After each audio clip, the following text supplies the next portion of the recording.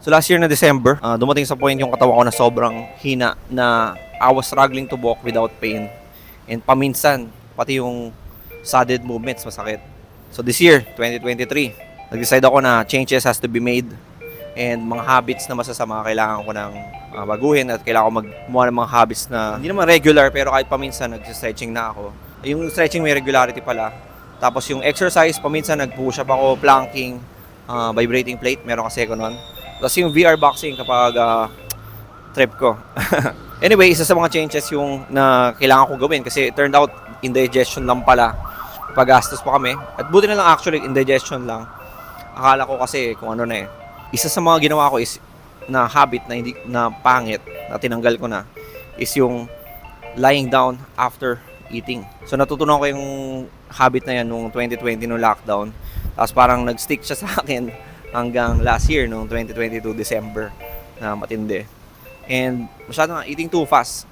Tapos isa pa sa mga sacrifices na kailangan kong gawin at ginawa ko is dahil mahilig ako sa kape, kailangan ko bawasan yung coffee intake ko. The month of January, halos buong month ng January, hindi ako nagkape. Nabalik ko naman yung kape after nung month na yon. Naalala ko para mga siguro patapos na yung January nabalik ko naman. Pero lilimit ko na ng 1 serving per day for most days. Tapos syempre pag cheat days, na 2 to 3 naman tayo. Kaso sobrang dalang na nun. Wala pa siguro 5 since then. So August na ngayon na naka 2 to 3 ako sa isang araw.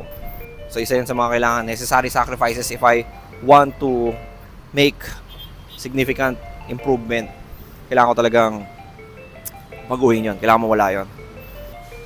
Fast forward, April. Nagkaroon naman ng improvement nung April. Ilang months din naman, nagkaroon naman ng progress. Tapos April 29, yung araw na magbabasketball kami kasi naya kami ni Alan magbasketball. And sinampal ako ng katotohanan.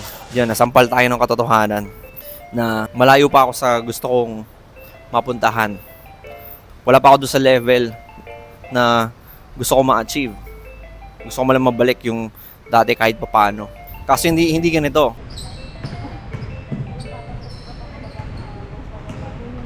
Parang matanda na masyado eh.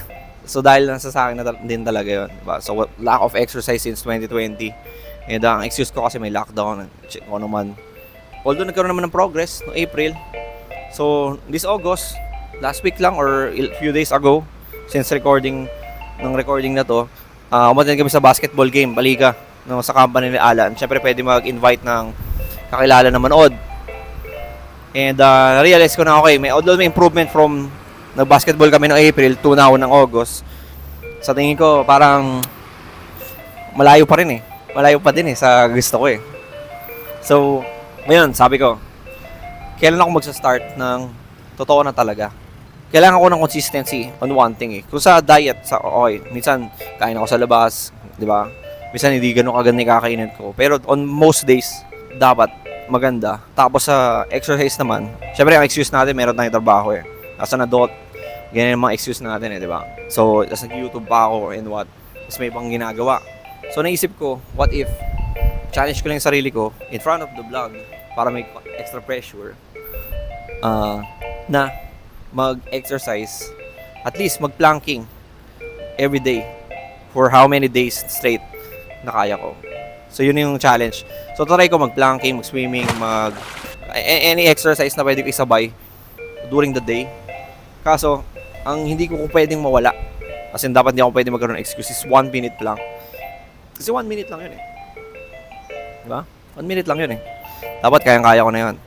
So, anyway, hindi ko alam kung I'm setting up myself for failure kasi kung di ko ginawa, may recording ako ng vlog na to na sinabi ko gagawin ko.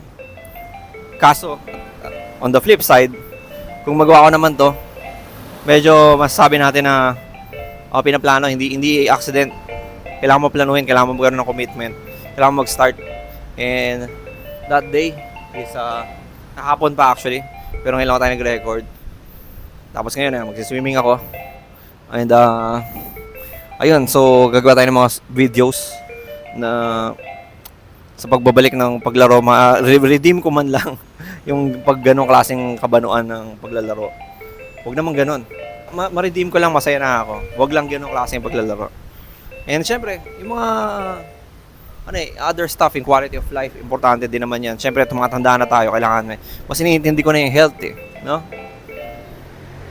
So, tsaka at the same time, para meron akong goal na ginagawa, aside from syempre yung goal ko to have more viewers dito sa channel na to. Syempre, goal ko rin na mapaganda ko yung content na ginagawa ko.